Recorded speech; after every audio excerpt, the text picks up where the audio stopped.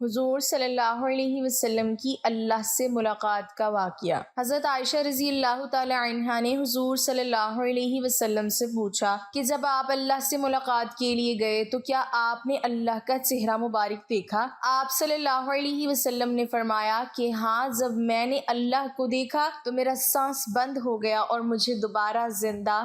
بسم اللہ الرحمن الرحیم۔ رسول اللہ صلی اللہ علیہ وسلم کو طائف کے دعوتی سفر سے واپسی پر جسم اور روح کے ساتھ بیداری کی حالت میں مسجد حرام سے مسجد اقصی اور پھر وہاں سے ساتوں آسمان، سدرات المنتہا، جنت و جہنم اور جہاں تک اللہ نے چاہا ان مقامات کی سیر کرائی گئی۔ اس سفر کو اسرا و معراج کہتے ہیں۔ معراج کی تاریخ میں علماء کا اختلاف ہے اور کئی اقوال کتب میں مذکور ہیں۔ معراج کے واقعے کا اجمالی خلاصہ یہ ہے کہ نبی کریم صلی اللہ علیہ وسلم ام ہانی رضی اللہ تعالی عنہا کے مکان میں استراحت فرما رہے تھے کہ یکایک چھت پھٹی اور جبرائیل امین اترے۔ ان کے ہمراہ دیگر فرشتے بھی تھے۔ نبی کریم صلی اللہ علیہ وسلم کو جگا کر مسجد حرام لے جایا گیا۔ وہاں آپ کے سینہ مبارک کو چاک کر کے قلب اطہر کو آب زمزم سے دھویا گیا۔ بعد ازاں آپ کی سواری کے لیے ایک بہشتی جانور لایا گیا اور مسجد اقصی کی جانب روانہ ہوئے۔ اس راستے میں آپ کو عجائبات دکھائے گئے۔ مختلف اقوام اور مختلف لوگ اپنے گناہوں کی وجہ سے مختلف سزاؤں میں مبتلا تھے۔ مسجد اقصی پہنچ کر رسول اللہ صلی اللہ علیہ وسلم نے انبیاء کی امامت فرمائی۔ اس کے بعد ملائکہ کی معیت میں آسمانوں کی جانب روانہ ہوئے اور آسمانوں میں آپ صلی اللہ علیہ وسلم نے مختلف انبیاء کرام، حضرت آدم، حضرت یحییٰ، حضرت عیسیٰ، حضرت یوسف، حضرت ادریس، حضرت ہارون، حضرت موسیٰ، حضرت ابراہیم علیہ الصلاۃ والتسلیمات سے ملاقات فرمائی۔ بعد ازاں آپ صلی اللہ علیہ وسلم کو سدرات المنتہا کی طرف بلند کیا گیا۔ اس مقام پر آپ صلی اللہ علیہ وسلم نے جبرائیل امین کو اصلی صورت میں دیکھا، نیز اللہ جل شانہ کی تجلیات و انوارات کا مشاہدہ کیا۔ یہاں سے مقام شریف اقلام اور پھر مقام شریف الاقلام سے بارگاہ قدس میں پہنچے۔ وہاں بارگاہ الہی میں سجدہ بجا لائے اور بلا واسطہ کلام خداوندی سے سرفراز ہوئے۔ اسی موقع پر نمازیں فرض کی گئیں۔ یہاں سے واپسی پر آپ صلی اللہ علیہ وسلم دوبارہ بیت المقدس میں اترے۔ وہاں سے براق پر سوار ہو کر صبح سے قبل مکہ مکرمہ پہنچے۔ یہ سفر معراج کا اجمالی خاکہ تھا۔ واقعہ معراج اللہ تعالیٰ کی قدرت کی نشانیوں میں سے ایک نشانی ہے جو چشم زدن میں بظاہر رونما ہوا، لیکن حقیقت میں اس میں کتنا وقت لگا یہ اللہ تعالیٰ اور اس کے رسول صلی اللہ علیہ وسلم بہتر جانتے ہیں۔ اللہ تعالیٰ نے اس واقعے میں اپنے محبوب پیغمبر حضرت محمد صلی اللہ علیہ وسلم کو اپنی قدرت کاملہ کا مشاہدہ کرایا۔ واقعہ معراج اعلان نبوت کے 10ویں سال اور مدینہ ہجرت سے 1 سال پہلے مکہ میں پیش آیا۔ ماہ رجب کی 27ویں رات ہے۔ اللہ تعالیٰ فرشتوں سے ارشاد فرماتا ہے، اے فرشتو، آج کی رات میری تسبیح بیان مت کرو، میری حمد و تقدیس کرنا بند کر دو۔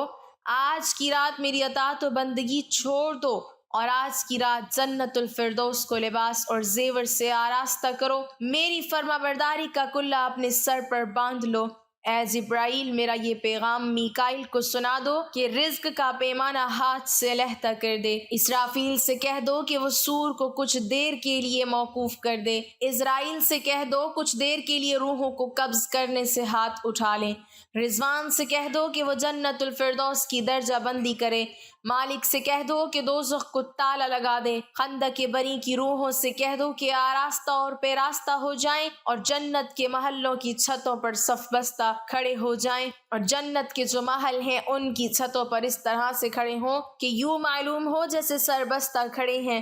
مشرق سے مغرب تک جس قدر قبریں ہیں ان سے عذاب ختم کر دیا جائے۔ آج کی رات شب معراج میرے محبوب حضرت محمد صلی اللہ علیہ وسلم کے استقبال کے لیے تیار ہو جاؤ۔ چشم زدن میں عالم بالا کا نقشہ بدل دیا جاتا ہے۔ حکم ربی ہوا، اے جبرائیل، اپنے ساتھ 70,000 فرشتے لے جاؤ۔ حکم الہی سن کر جبرائیل امین علیہ السلام سواری لینے جنت میں جاتے ہیں، اور آپ نے ایسی سواری کا انتخاب کیا جو آج تک کسی شہنشاہ کو بھی میسر نہ ہوئی ہوگی۔ میسر ہونا تو دور کی بات ہے، دیکھی تک نہ ہوگی، اور دیکھنا تو دور کی بات ہے، سوچی تک نہ ہوگی۔ اس سواری کا نام براق ہے۔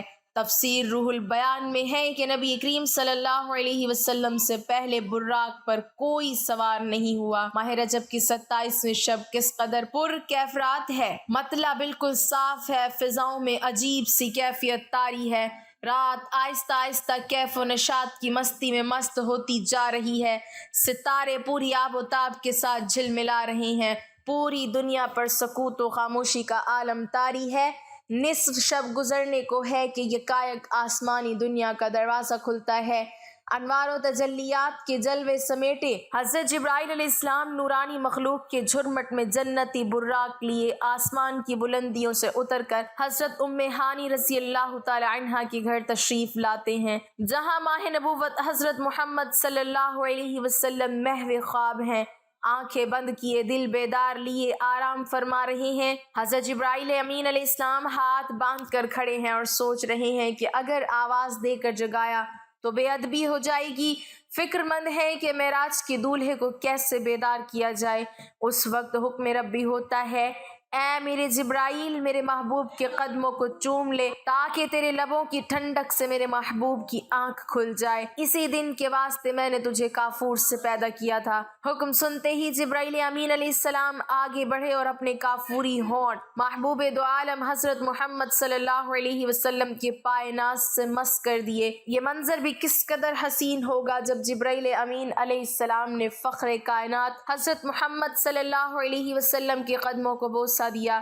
حضرت جبرائیل امین علیہ السلام کے ہونٹوں کی ٹھنڈک پا کر حضور نبی کریم صلی اللہ علیہ وسلم بیدار ہوتے ہیں اور دریافت کرتے ہیں، اے جبرائیل کیسے آنا ہوا؟ عرض کرتے ہیں، یا رسول اللہ صلی اللہ علیہ وسلم، خدائے بزرگ و برتر کی طرف سے بلاوے کا پروانہ لے کر حاضر ہوا ہوں۔ یا رسول اللہ صلی اللہ علیہ وسلم، اللہ تعالیٰ آپ کی ملاقات کا مشتاق ہے۔ حضور نبی کریم صلی اللہ علیہ وسلم تشریف لے چلیے، زمین سے لے کر آسمان تک ساری گزرگاہوں پر مشتاق دید کا ہجوم ہاتھ باندھے کھڑا ہے۔ معراج نبوت میں یہ بات درج ہے، چنانچہ آپ نے سفر کی تیاری شروع کی۔ اس موقع پر حضرت جبرائیل امین علیہ السلام نے آپ کا سینہ مبارک چاک کیا اور دل کو دھویا۔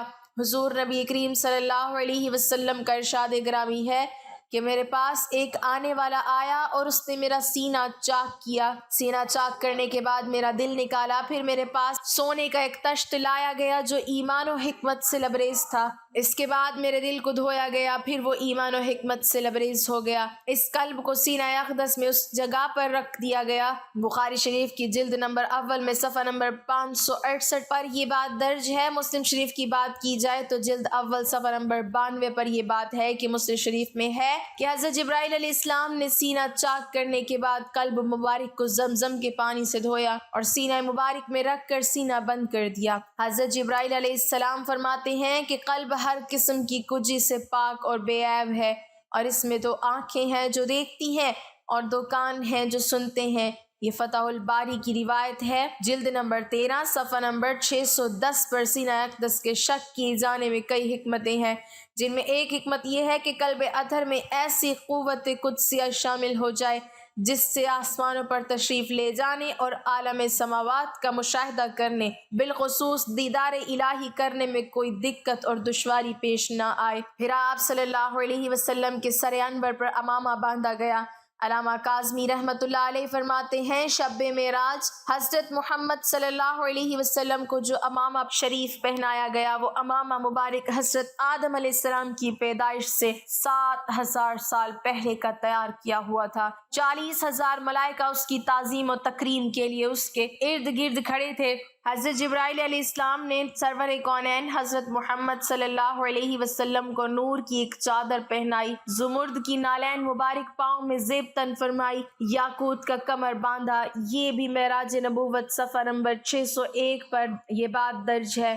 حضور صلی اللہ علیہ وسلم نے براق کا حلیہ بیان کرتے ہوئے ارشاد فرمایا، سینہ سرخ یاقوت کی مانند چمک رہا تھا، اس کی پشت پر بجلی گونجتی تھی، ٹانگیں دم مرجان، سر اور اس کی گردن یاقوت سے بنائی گئی تھی، بہشت زین اس پر کسی ہوئی تھی جس کے ساتھ سرخ یاقوت کے 2 رکاب آویزاں تھے۔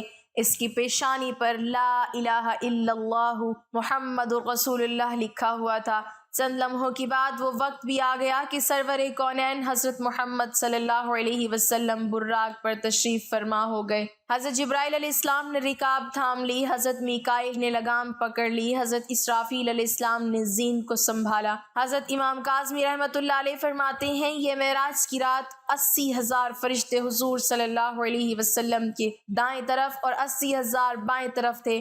فضا فرشتوں کی درود و سلام کی صداؤں سے گونج اٹھی اور آقا نامدار حضرت محمد صلی اللہ علیہ وسلم درود و سلام کی گونج میں سفر معراج کا آغاز فرماتے ہیں۔ اس واقعے کو قرآن مجید میں اللہ تعالیٰ نے اس طرح بیان فرمایا ہے کہ وہ ذات اور نقص اور کمزوری سے پاک ہے جو رات کے تھوڑے سے حصے میں اپنے محبوب اور مکرم بندے کو مسجد حرام سے مسجد اقصیٰ تک لے گئی، جس کے گرد و نواح کو ہم نے بابرکت بنا دیا ہے تاکہ ہم اس بندہ کامل کو اپنی نشانیاں دکھائیں۔ سورۃ بنی اسرائیل کی یہ آیت کا ترجمہ بھی بیان کیا گیا ہے کہ آپ صلی اللہ علیہ وسلم نہایت شان و شوکت سے ملائکہ کے جلوس میں مسجد حرام سے مسجد اقصیٰ کی طرف روانہ ہوتے ہیں۔ یہ گھڑی کس قدر دل نواز تھی کہ جب مکان سے لا مکان تک نور ہی نور پھیلا ہوا تھا، سواری بھی نور تو سوار بھی نور، باراتی بھی نور تو دولہا بھی نور، میزبان بھی نور تو مہمان بھی نور۔ نوریوں کی یہ نوری بارات فلک بوس پہاڑیوں بے آب و بیاں، ریگستانوں، گھنے جنگلوں، چٹیل میدانوں، سرسبز و شاداب وادیوں، پر خطر ویرانوں پر سے سفر کرتی ہوئی وادی بسا میں پہنچتی ہے جہاں بے شمار درخت ہیں۔ حضرت جبرائیل علیہ السلام عرض کرتے ہیں کہ حضور یہاں اتر کر 2 رکعت نفل ادا کیجیے، یہ آپ کی ہجرت گاہ مدینہ طیبہ ہے۔ نفل کی ادائیگی کے بعد پھر سفر شروع ہوتا ہے۔ راستے میں ایک سرخ ٹیلہ آتا ہے جہاں حضرت موسیٰ علیہ السلام کی قبر ہے۔ حضور صلی اللہ علیہ وسلم اس موقع پر ارشاد فرماتے ہیں کہ معراج کی رات میں سرخ ٹیلے سے گزرا تو میں نے دیکھا کہ وہاں موسیٰ علیہ السلام کی قبر ہے اور وہ اپنی قبر میں کھڑے ہو کر نماز پڑھ رہے ہیں۔ پھر دیکھتے ہی دیکھتے بیت المقدس بھی آ گیا جہاں قدسیوں کا جم غفیر سلامی کے لیے موجود ہے، علماء خوش آمدید کہنے کے لیے، اور تقریباً 1,24,000 انبیاء و مرسلین استقبال کے لیے بے چین اور بے قرار کھڑے تھے۔ حضور نبی کریم صلی اللہ علیہ وسلم اس مقام پر تشریف فرما ہوئے جسے باب محمد صلی اللہ علیہ وسلم کہا جاتا ہے۔ حضرت جبرائیل علیہ السلام ایک پتھر کے پاس آئے جو اس جگہ موجود تھا۔ حضرت جبرائیل علیہ السلام نے اس پتھر میں اپنی انگلی مار کر اس میں سوراخ کر دیا اور براق کو اس میں باندھ دیا۔ یہ تفسیر ابن کثیر کی جلد نمبر 3 صفحہ نمبر 7 پر درج ہے۔ آفتاب نبوت حضرت محمد صلی اللہ علیہ وسلم مسجد اقصیٰ میں داخل ہوتے ہیں۔ صحن حرم سے فلک تک نور ہی نور چھایا ہوا ہے، ستارے باندھ پڑ چکے ہیں، قدسی سلامی دے رہے ہیں، حضرت جبرائیل علیہ السلام اذان دے رہے ہیں، تمام انبیاء اور رسل صف در صف کھڑے ہو رہے ہیں۔ جب صفیں بن چکی تو امام الانبیاء فخر دو جہاں حضرت محمد صلی اللہ علیہ وسلم امامت فرمانے تشریف لاتے ہیں۔ تمام انبیاء اور رسول امام الانبیاء کی اقتداء میں 2 رکعت نماز ادا کر کے اپنی نیاز مندی کا اعلان کرتے ہیں۔ ملائکہ اور انبیاء سب کے سب سر تسلیم خم کیے ہوئے کھڑے ہیں۔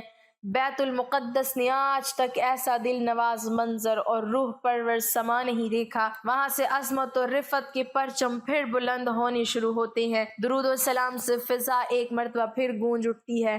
سرور کونین حضرت محمد صلی اللہ علیہ وسلم نوری مخلوق کے جھرمٹ میں آسمان کی طرف روانہ ہوتے ہیں اور یہاں سے پھر وہ واقعہ معراج شروع ہوتا ہے، یہاں سے پھر وہ معاملہ شروع ہوتا ہے۔ حضور نبی کریم صلی اللہ علیہ وسلم فرماتے ہیں پھر مجھے اوپر لے جایا گیا۔ براق کی رفتار کا یہ عالم تھا کہ جہاں نگاہ کی انتہا ہوتی وہاں براق کا پہلا قدم ہوتا۔ فوراً ہی پہلا آسمان آ گیا۔ حضرت جبرائیل علیہ السلام نے دروازہ کھٹکھٹایا۔ دربان نے پوچھا کون ہے؟ جواب دیا جبرائیل۔ دربان نے پوچھا تمہارے ساتھ کون ہے؟ حضرت جبرائیل علیہ السلام نے کہا حضرت محمد صلی اللہ علیہ وسلم۔ دربان نے کہا مرحبا، دروازہ انہی کے لیے کھولے جائیں گے۔ چنانچہ دروازہ کھولا گیا۔ رحمت عالم صلی اللہ علیہ وسلم کی ملاقات حضرت آدم علیہ السلام سے ہوئی۔ انہیں بتایا گیا کہ یہ آپ کے جلیل القدر فرزند ہیں، ختم المرسلین ہیں، یہی حضرت محمد صلی اللہ علیہ وسلم ہیں۔ آقا دو جہاں صلی اللہ علیہ وسلم نے دادا جان کہہ کر آدم علیہ السلام کی بارگاہ میں سلام ارشاد فرمایا۔ حضرت آدم علیہ السلام نے سلام کا جواب بھی عرض کیا اور اپنے عظیم فرزند کو دعاؤں سے بھی نوازا۔ اس کے بعد مہمان عرش حضور پر نور صلی اللہ علیہ وسلم کو دوسرے آسمان کی طرف اٹھایا گیا۔ پہلے آسمان کی طرح دربان نے دوسرے آسمان کا بھی دروازہ کھولا۔ یہاں حضور صلی اللہ علیہ وسلم کی حضرت سیدنا عیسیٰ علیہ السلام اور حضرت یحییٰ علیہ السلام سے ملاقات ہوئی۔ اس یادگار ملاقات اور آسمان کے ملکوتی مشاہدات کے بعد آپ صلی اللہ علیہ وسلم کو تیسرے آسمان کی طرف اٹھایا گیا۔ تیسرے آسمان پر حضور صلی اللہ علیہ وسلم کی ملاقات سیدنا یوسف علیہ السلام سے کرائی گئی۔ تیسرے آسمان کے مشاہدات نورانی کے بعد حضور صلی اللہ علیہ وسلم کے چوتھے آسمان پر پہنچایا گیا۔ چوتھے آسمان پر تاجدار کائنات صلی اللہ علیہ وسلم کی ملاقات حضرت ادریس علیہ السلام سے کرائی گئی۔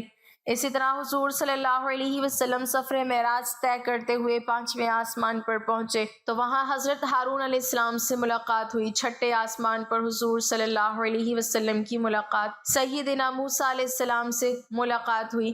حضرت موسیٰ علیہ السلام کی چشمان مقدس اشک بار ہو گئیں۔ حضور صلی اللہ علیہ وسلم کی عظمت و رفت کو دیکھ کر رشک کے آنسو چھلک پڑے۔ آپ کی زبان اقدس سے بے اختیار نکلا کہ خدائے بزرگ و برتر کہ یہ وہ برگزیدہ رسول ہیں جن کی امت کو میری امت پر شرف عطا کیا گیا۔ میری امت پر جسے بزرگی عطا ہوئی یہ وہی رسول برحق ہیں جن کی امت کو میری امت کے مقابلے میں کثرت کے ساتھ جنت میں داخل کیا گیا۔ مہمان ذی حشم حضور رحمت عالم صلی اللہ علیہ وسلم کی ملاقات ساتویں آسمان پر حضرت ابراہیم علیہ السلام سے ہوئی۔ اس کے بعد حضرت محمد صلی اللہ علیہ وسلم جو تخلیق میں واحد ہستی ہیں جبرائیل امین کے ساتھ سدرات المنتہا تک سفر کیا۔ اس مقام پر اللہ تعالیٰ نے انسانوں کو 5 نمازوں کا تحفہ عنایت کیا۔ معراج کا واقعہ جس رات پیش آیا اس رات رسول اللہ صلی اللہ علیہ وسلم اپنے چچا زاد بہن ام ہانی کے گھر مقیم تھے۔ آپ نے یہ بات لوگوں کو بتائی تو سب نے اسے ہلکا لیا اور مشرکین طعنہ دینے لگے کہ رسول اللہ راتوں رات آسمان گئے ہیں۔ سب نے تردید کی پر جب لوگوں نے حضرت ابوبکر کو اس واقعے کے متعلق آگاہ کیا تو حضرت ابوبکر نے فوراً تصدیق کرتے ہوئے کہا کہ کیا یہ بات رسول اللہ نے بتائی ہے؟ لوگوں نے کہا ہاں بالکل۔ ابوبکر نے کہا رسول اللہ نے بتائی ہے تو سچ ہے۔ حضرت ابوبکر کے اس بات نے رسول اللہ کو بہت متاثر کیا اور آپ صلی اللہ علیہ وسلم نے حضرت ابوبکر کو صدیق کا لقب دیا۔ مکہ کا ایک شخص جو شام اور فلسطین زیادہ سفر کیا کرتا تھا آیا اور بولا اگر آپ واقعی راتوں رات مسجد اقصیٰ اور پھر آسمانوں میں گئے ہیں تو مجھے مسجد اقصیٰ کا پتہ ہے، میں آپ سے سوالات پوچھتا ہوں، آپ جواب دیں۔ پھر اس شخص نے رسول اللہ سے مسجد اقصیٰ اور اس کے خد و خال کے متعلق بے شمار سوالات کیے اور رسول اللہ نے سب کے ٹھیک ٹھیک جوابات دیے۔ اس شخص نے رسول اللہ کے تمام جوابات کو درست قرار دیا۔ رسول اللہ صلی اللہ علیہ وسلم نے اللہ سے پردے میں بات کرنے کا شرف حاصل کیا جو اور کسی کو حاصل نہیں ہوا۔ کائنات کی اس افضل ترین رات میں اللہ تعالیٰ نے حضرت محمد صلی اللہ علیہ وسلم کو 50 نمازیں بطور تحفہ دیں جن کی تعداد بعد میں کم کر کے 5 کر دی گئیں۔ بہت سے مسلمان استفسار کرتے ہیں کہ کیا حضور صلی اللہ علیہ وسلم نے شب معراج کو اللہ تعالیٰ کا دیدار کیا ہے؟ حضور نبی اکرم صلی اللہ علیہ وسلم کا دیدار الہی کرنے کا ثبوت قرآن کریم سے ملتا ہے۔ قرآن کریم کی جس آیت سے رسول اللہ صلی اللہ علیہ وسلم کی دیدار الہی کا انکار کیا جاتا ہے وہ بعض لوگوں کی زبردستی ہے۔ یہی حال حضرت عائشہ صدیقہ رضی اللہ تعالی عنہ کی روایت کا ہے۔ دونوں پر مختصر غور کیا جاتا ہے۔ قرآن و سنت سے جو چیز ثابت ہے وہ ہے دیدار خداوندی اور نفی میں پیش کی جانے والی آیت میں ہے آنکھوں کے ادراک کی نفی، حالانکہ دیکھنے اور ادراک میں فرق ہے۔ ارشاد خداوندی ہے نگاہیں اس کا احاطہ نہیں کر سکتی اور وہ سب نگاہوں کا احاطہ کیے ہوئے ہیں اور وہ بڑا باریک بین بڑا باخبر ہے۔ امام رازی رحمہ اللہ اس کی تفسیر میں لکھتے ہیں آیت کا مطلب ہے کہ تمام آنکھیں اس کا ادراک نہیں کر سکتی۔ اس کا فائدہ یہ ہے کہ بعض آنکھیں دیکھ سکتی ہیں۔ دیکھے جانے والی چیز کی جب حد اور انتہا ہو اور دیکھنے والے نظر تمام حدود اطراف اور انتہاؤں کو گھیر لے تو گویا اس نظر نے اس چیز کو گھیر لیا۔ اس دیکھنے کو ادراک کہا جاتا ہے، لیکن جب نظر دیکھی جانے والی چیز کے اطراف کا احاطہ نہ کرے تو اس دیکھنے کا نام ادراک نہیں ہوتا۔ خلاصہ یہ ہے کہ دیکھنا ایک جنس جس کے نیچے 2 انواع ہیں، ایک دیکھنا احاطے کے ساتھ اور دوسرا دیکھنا بلا احاطہ کیے۔ صرف احاطے والے دیکھنے کو ادراک کہا جاتا ہے۔ پس ادراک کی نفی سے دیکھنے کی ایک قسم کی نفی ثابت ہوئی اور ایک نوع کی نفی سے جنس کی نفی نہیں ہوتی۔ پس اللہ کے ادراک کی نفی سے اللہ کے دیکھنے کی نفی لازم نہیں آتی۔ امام قرطبی فرماتے ہیں ادراک کا مطلب ہے گھیر لینا اور حد کھینچنا۔ جیسے مخلوق دیکھی جا سکتی ہے، اللہ کا دیکھنا ثابت ہے۔ خلاصہ یہ کہ قرآن کی آیت سے اور اسے اور ام المومنین حضرت عائشہ صدیقہ رضی اللہ تعالی عنہ کے قول سے دیدار الہی کی نفی رسول اللہ صلی اللہ علیہ وسلم سے ثابت نہیں ہوتی۔ آیت کا مطلب ہے کہ تمام آنکھیں اس کو نہیں دیکھ سکتی، یا یہ کہ آنکھیں اللہ کا احاطہ نہیں کر سکتی، اور ظاہر ہے کہ دیکھنا اور ہے، احاطہ کرنا اور ہے۔ نتیجہ یہ ہے کہ بعض آنکھیں دنیا میں بھی اللہ کو دیکھ سکتی ہیں، اور یقیناً وہ بعض آنکھیں محمد الرسول اللہ صلی اللہ علیہ وسلم ہی کی ہیں۔ علامہ قرطبی مزید لکھتے ہیں، عبداللہ بن حارث کی حضرت ابن عباس اور ابن کعب سے ملاقات ہوئی تو حضرت ابن عباس رضی اللہ تعالیٰ عنہ نے فرمایا، ہم بنی ہاشم تو کہتے ہیں کہ بے شک محمد صلی اللہ علیہ وسلم نے اپنے رب کو دوبارہ دیکھا ہے۔ پھر ابن عباس رضی اللہ تعالیٰ عنہ نے فرمایا، کیا تمہیں اس پر تعجب ہے کہ دوستی خلط ابراہیم علیہ السلام کے لیے، کلام موسیٰ علیہ السلام کے لیے اور دیدار الہی محمد صلی اللہ علیہ وسلم کے لیے ثابت ہے؟ اس پر حضرت کعب نے اللہ اکبر کہا، یہاں تک کہ پہاڑ گونج اٹھے۔ امام عبد الرزاق نے بیان کیا، حسن بصری اللہ کی قسم اٹھا کر کہتے ہیں، بے شک محمد صلی اللہ علیہ وسلم نے اپنے رب کو دیکھا ہے۔ مروان نے حضرت ابو ہریرہ رضی اللہ تعالیٰ عنہ سے پوچھا، کیا محمد صلی اللہ علیہ وسلم نے اپنے رب کو دیکھا؟ انہوں نے فرمایا ہاں۔